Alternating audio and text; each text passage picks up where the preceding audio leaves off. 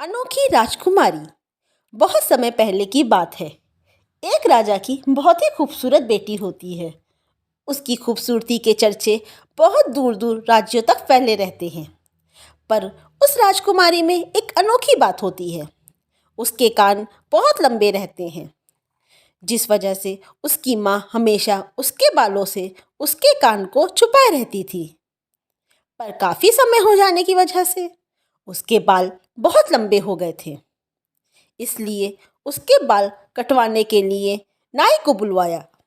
पर उस राजा को इस बात का डर था कि वह यह बात किसी को बोल ना दे।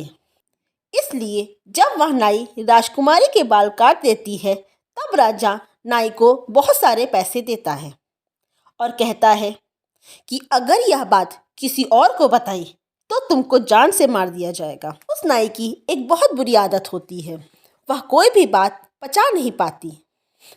पर उसको इस बात का भी डर रहता है कि अगर यह बात किसी को पता चल गई तो राजा उसको जान से मार देगा।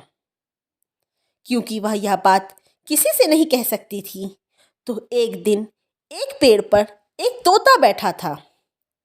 तो वह अपने दिल की बात तोते से करती है। वह तोता उस नाई की सारी बात सुनता और उसको दोहराने लगता है। राजा की बेटी के कान बहुत लंबे हैं, राजा की बेटी के कान बहुत लंबे हैं। और वह तोता वहाँ से उड़ जाता है।